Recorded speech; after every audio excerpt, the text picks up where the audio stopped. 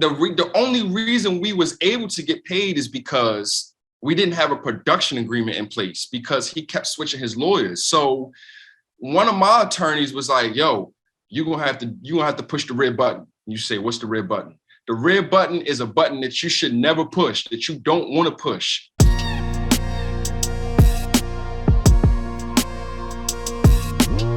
Yeah, let me ask you something, because that's a question that I've been wanting to ask you, because you get in the studio with artists directly a lot, and not just Chad Focus. Pretty much every artist you work with has been a hands-on experience, and you work with a lot of bigger indies, and you're so directly involved in the creation of the music. What advice do you give to producers who find, because this is the part where things get crazy for producers. They're in a studio with an artist, they make the song, and then the song's ready to come out. No money's been exchanged. How do you bring that up, and how do you do it in a way that ensures you're still playing the role of the artist, you're still on good terms with everyone involved in the creative process, but you're getting your money? So it's okay. So put it this way. When it comes to independent artists, I don't even waste my time unless a deposit is sent. So if you're independent, like I'm not sending no beats. I'm not doing that. I don't have a website. Like I'm not doing any of that until, money is sent over, because I'm not about to waste my time. I'm focusing on like more of the major artists. So like with the indie artists, I get paid right away. With the major artists, that's when I have to go fight people. Like that's when I have to have my lawyer go fight people. Like, man, even right now, Payne, I'm owed so much money from these major artists. Like I'm owed crazy money from them, like over 30,000. I'm telling people, they were so mad about when Taz Taylor came out and said it. And like when he said it, I'm finally like, cool. He said it. They love him. And they disagreed. They're like, what are you talking? Your paperwork must have been, you got to do your pay. It's like, it's always the producers who've never done shit in the industry that, like, with a few exceptions, very lucky, fortunate people who, I don't know, they must have mafia ties or something. But the rest of us, even the Taz Taylors, even the Fresh Airs, are fighting for these little $5,000, $10,000 advances. Which I'm not going to name the artists, but I'm fighting big artists literally right now. Like there's literally a song I did with an artist, an album that's coming out tomorrow, 12 a.m. And I still haven't gotten no production agreement. I haven't gotten paid. See, I'm gonna tell you, the thing with that is, it's funny because as a producer, this is one thing you have to understand, right? If you sign a production agreement and the song comes out, it's pretty much nothing you can do but wait till, they pay you, right? But if you don't sign a production agreement and the song comes out, you can play ball, but it's hard to play ball because you're going to risk blackballing yourself. But I'm not going to lie, there was an artist and it took him, matter of fact, no, I'm going to talk about it. You said Priority was on it. Did they talk about the situation with that artist that we work with? Anwell? They didn't say anything negative about that situation. No. Man, it took Anwell 2 years to pay us. We just got paid from Anwell 2 months ago. And that's the big Latin artist you're talking about, right? Yes. Massive. He's massive. We just got paid massive. Two months ago.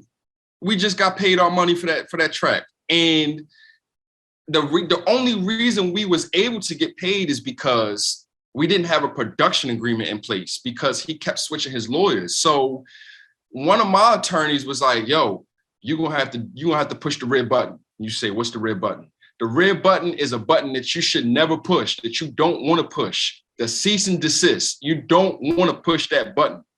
My attorney said, bro, it's been 2 years. We have no agreement. You have to push this button. I said, yo, all right, let's push the button. Payne. As soon as they sent that cease and desist, the next day, they hit us and said, let's get it done. The next day, it's like, I don't know what it is, but they just, I don't know how they do it, but the label will get that alert and you can take it down because you don't own it because you don't have no paperwork, so you don't own it. Man, as soon as they said they was taking it down, then people was ready to negotiate. And it took us about 6 months, between me and, the other two producers and their lawyers, but it's finally done. And we finally got paid. Was it good money? Because after the fact, that album's already gone platinum. It's already been number one. It wasn't. Like, it was still like it was still BS, you know.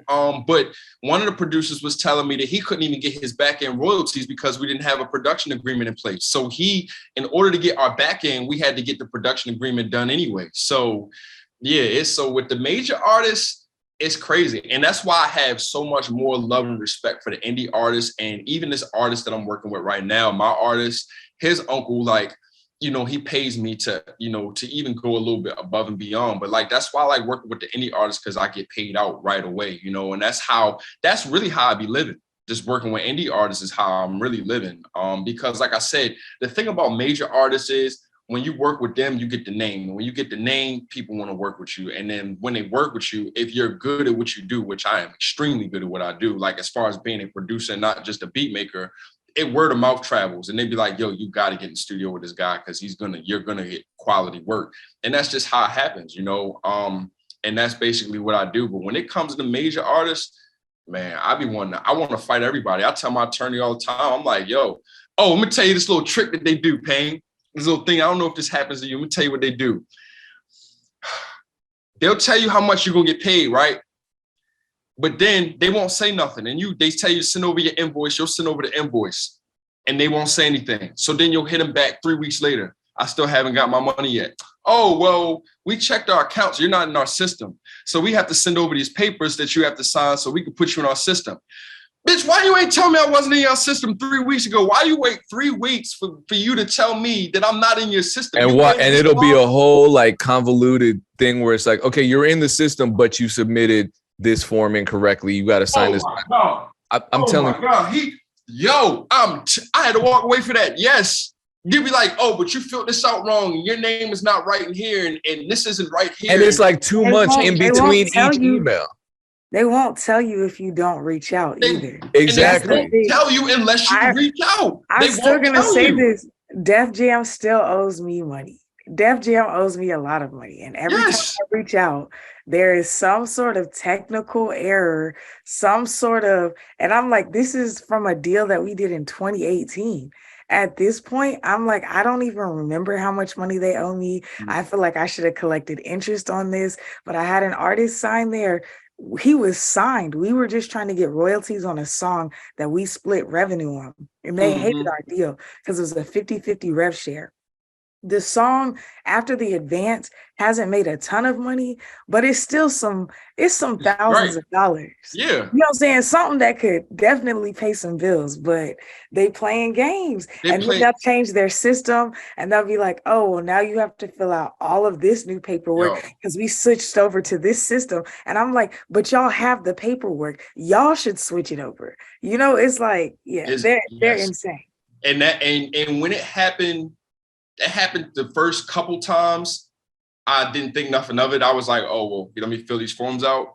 But then it happens all the time. Now I'm hip and I don't hold my tongue. Like this last artist, when they did that, like I'll say it in the most professional, smart ass way. I'd be like, you could have told me this three weeks ago when I was asking you for it. Is there any other forms, any hidden forms that you have that I need to fill out? They'll tell me my business thing isn't right. And I'm like, this is crazy because if I don't hit you, I would never know. And I feel like this is something that they train y'all to do. So every time I do my deals now, I'll get it out the way with straight front. Like, we're not going to do any of this. Whatever forms you need to send me because I'm going to have this trail so I'll know, you know.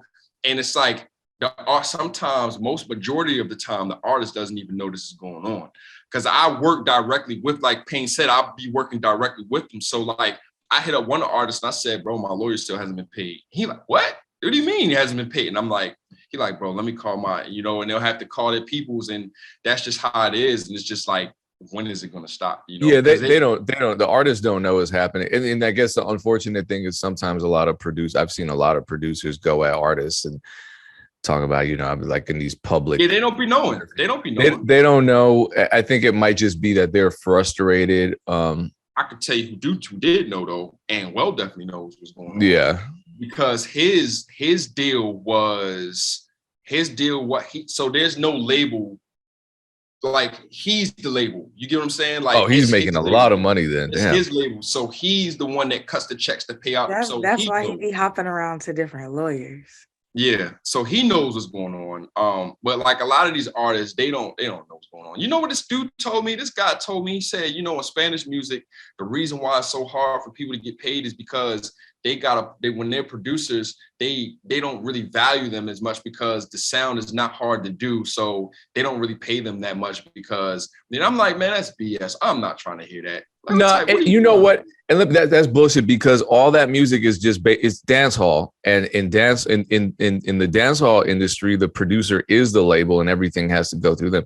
So nah, absolutely not. Yeah, that's why I'm like, and I know, and these major hits like with Tiny and Bad Bunny, and you know, playing skit, like, come on, bro. I know people get paid, yo. Like, y'all, like, don't try to. And some of like producers like Russian got whole deals off of working with. Yeah, and this is why they'll go and tell their artists, or the artists will go try to use kids to make their records, because when it gets to, you know, people like us, when, you know, you kind of know the business, they want to kind of weed you out. But when you have people like 13, 14, 16-year-olds that just want to get on, you know, they just out here doing whatever, you know. So that's just crazy. It's a shame that they have a vested interest in making the payment system so convoluted. And I remember my former manager, Ivan Rivera, was like, it's because they know people like us. Ivan, dude who did Justice League? Yeah. He who does Little Giants now. He, and shout out to him, he said, yeah, like most of us didn't grow up with financial literacy. We didn't grow up with parents who had money. And so suddenly we're in front of these labels and they're talking about this form and this and that. And like a lot of people just drown and they don't get it done. And then if you don't get it done, what are you going to do? Show up to the label and ask for who? You have no idea who's in charge of your account. And it's usually 10 different people. Someone's handling accounting over here. Someone's handling legal over here.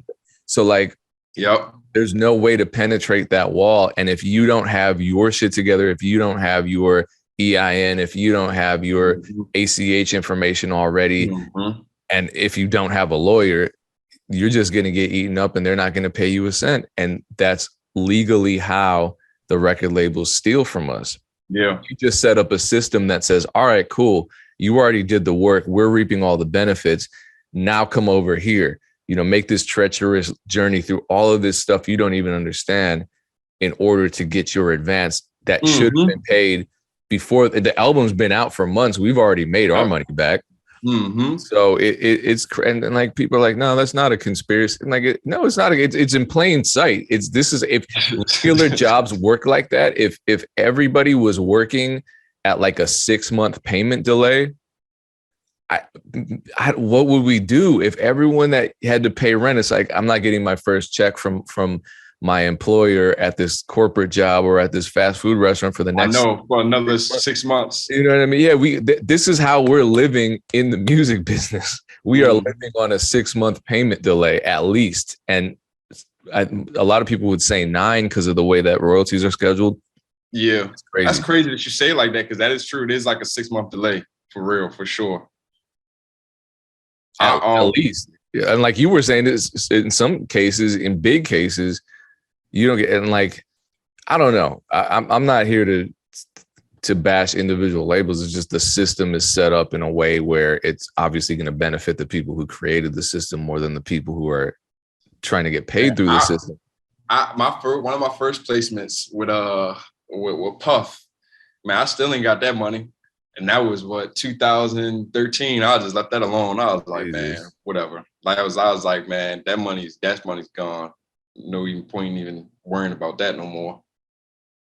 Yeah, there's a lot of money that I could go after. and then we're just talking about advances. We're not even talking we're talking about advances. The royalties, because I'll be the first to admit, I don't know what's going on. And it'll be people watching this be like, well, your paperwork's fucked up. It's like, my paperwork doesn't tell me in real time what the labels are doing with my royalty account and with the artist royalty account with which my royalty account is linked. You know what I mean? I don't know what they're charging. I don't know how they're recouping. I don't know who's doing the accounting. And if I want to find that out, I'm going to have to spend thousands of dollars to hire somebody just to figure it out. No, facts. But yeah, that's why I got people. I have people who now actually do that for me. And one of the guys that do it for me, he's such a hard ass. And I just like his tactics. I'm just like, bro, like you're gonna make so many enemies, but I understand why he does it. And I know he's like a knack to these labels. Like you gotta get a guy is it like that. Friedman? What's his name? Is it Adam? No, that's this guy named Dan. I think his name is Dan. Okay. Yeah, but he's like, and I know he goes and he collects, you know, and he gets it done. All right, I'm not gonna lie, he gets it done for sure. Like if you want your bread, man, have him. He will call them labels every day. He'll hit them up every day until you get what you owe. But it's like it's crazy because then, you know, I'm hitting my lawyer like every day, like, bro, like where are these contracts at? Like, where is this like advance money at? Like, what is going on? Like they owe a lot of money, bro. Like, let's get on it. Then they tell you out of nowhere, oh, with songs coming out next week. I'm like, what? We didn't even. It's crazy, bro. Well, they say as long as we have the terms in place, all right, we're good. Let's get the terms in place, and then once we got the terms in place, we'll just come up with a contract. We'll go over it, and then you know everybody will sign it. The whole album coming out tomorrow, none of the contracts done. Well, welcome to the music industry. I'm depressed, but in the meantime, I'm getting the Beatstars. I know you're not with the Beatstars thing, but in the meantime, I'm getting the Beatstars. Like we got to just find ways to work directly with artists. Like you said, you know, you're choosing like the larger indie route, because that's what supports your livelihood. This Beatstars, see, I was against, you know, I was maybe like, I want to say 3 or 4 years ago, maybe longer. I remember I was at a conference in Atlanta, and the owner from Beatstars. I got you into that conference. Oh, you remember that? Yeah, you remember that? Yeah, because you got up, you're like, I don't fuck with none of this. Something like straight to the owner of Beatstars. Like, oh, this is an uncomfortable debate given the context. Yo, he looked so uncomfortable on stage when I was saying everything too. And at the time, I was so like that was like that wasn't really a business-minded me. That was more so a guy thinking with his heart and more passionate about music, you know, than versus just seeing the bigger picture. And now, like, I look at like my whole thoughts on that has changed because like of everything that's going on, you know, in the music industry. Like my whole thoughts of, you know, selling beats online like has changed. But I will say, like, I feel like the success rate of getting major placements is harder when you start doing the YouTube and the Beatstars, because I talked to Superstar O, and Superstar O was saying, because I was telling him, I'm like, man, you know, you guys like revolutionized selling beats online. Like y'all were making a lot of money, you know, selling just beats online, like without the major placements. And he was like, yeah, but you guys will get the major placements. It's like, that's what we want to do. Like, you know, we want the major placements. And I'm like, well, that's major placement people. We want consistent money. And it seemed like y'all making consistent money doing that. Like it's like, you know what I mean? Like, I'd rather be comfortable in doing something that I love to do versus being popular with chasing labels down for money, you know? So like my whole view and outlook on selling beats online is just totally different now. It's way different now. I think now is complicated because you have the labels recruiting talent directly off the internet, and where all the internet artists get, like all the young rappers off the internet, they're getting their beats off the internet. So now, you know, you have, I mean this not disrespectfully, I'm just trying to find a descriptive word, but you have random producers on the internet, you know, going gold and platinum left and right. Yeah, and I think it's a great thing. Random. Well, just because like you're like these aren't. It's true though. These aren't people who are entrenched in, like, it's someone from some country I've never heard of, bro, going platinum off an NBA YoungBoy record, and I'm like, that's amazing that we're at a point in history where this can happen, because this couldn't have happened 20 years ago. That's why so many people are doing it. Well, yeah, but now they have this whole new set of young producers who might not even realistically, some of these dudes have never even been to the States. Oh, I already know. I talked to them. Yeah, you know, and now and so then like on the I know on the Beatstars side, I have nothing to do with this. It's just, I know, like Mike Trampy's always posting these cautionary tales about, hey, if you're a Beatstars producer and someone contacts you for a buyout, don't do it. Contact us.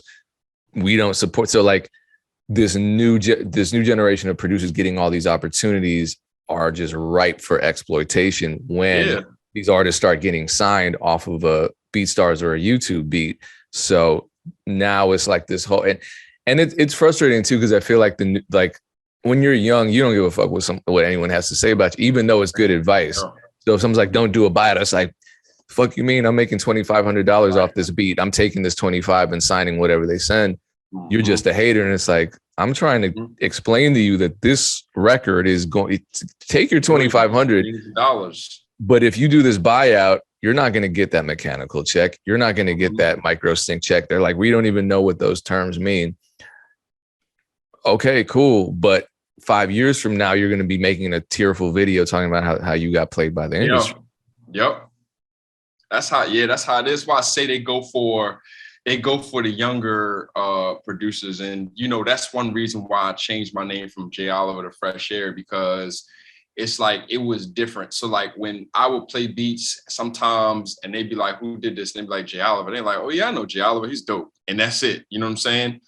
But then when I would send beats in and they were like, well, who did this? They were like, Fresh Air. Fresh Air, I ain't never heard of him. He signed. We got to find out who that Fresh Air is. Like, we need him. Like, I want him over here, because they knew that J Oliver wasn't going. Like, he wasn't signing nothing. You know what I'm saying? But Fresh Air, we don't know who that is. He knew. Like, he's new. Everybody likes the new. So that's why I ended up doing that. And then once I changed my brand name to that, like, I started getting a lot more work. And now I'm like in where, like, I just build my relationships. But the whole thing on, like, I wouldn't mind selling, beats online too, the people who, want to leave. Cause that whole thing of, I remember I had my artist and he tried to buy a beat from somebody online and the guy was like, cool. But then he was like, nah, never mind, because I make more money leasing it to people than just selling you the full rights for it. So I'm not going to do that. So I'm like, man, he's right though. Like he really is making more, just leasing it. And I know Beat Club had reached out to me, and I think Beat Club was trying to do a site similar to Beatstars. But I don't know. Yeah. It never went live. I can't speak on that. Yeah, so I don't know what's going on with that. So, but yeah, they did reach out. But yeah, I'm not, I'm open to definitely selling beats online now, because I have so many beats that it's like they just sitting. So that was torturous to me. Okay, Aaron is silently telling me that she's time checking me. We've gone over an hour. I'm honestly thinking about making this a 2-part, just because we focused heavily on Chad, like, for the first half, and then music business on the second. So we might. I think it was great though, because I think people are gonna need to see both, like, especially the producer community. Oh, yeah. I'm on the artist side. Like, I work as a manager, an executive. I have a label. So like, this is good because I feel like the producers haven't gotten like a specific episode recently. So I think this is really helpful. So then, last question before we wrap up, and I appreciate your time, and thank you, Aaron, for being on here too, given your travel schedule. You're my guy. No, and we got to get a couple more in this year. We got to get some more 6-month advance delays in for ourselves this year. Shout out your social media quick, because I know you're doing a lot. And my social media is I am J Oliver, JOLIVER 410. That's my Instagram. I don't be on TikTok like that. I got one, but I just can't stand it, so I don't really be on it like that. So I just posted a TikTok video yesterday. But TikTok is ruining music. But that's the conversation for another day. That's why they keep posting that, it's no hits this year. Nobody has a number one. Yeah, because y'all microwavable and y'all just want some viral shit. But that's the top for another day. We did an episode on that, actually. On how the longevity of a Billboard hit has gone down, and maybe why. And that was an interesting conversation, because there's just so much going on with technology and consumer culture over the last 20 years since the internet took over. Yeah. So it's interesting out here. But once again, appreciate you so much. Anyone tuning in, appreciate you as well. We'll be back same time, same place next week. Appreciate you. Peace.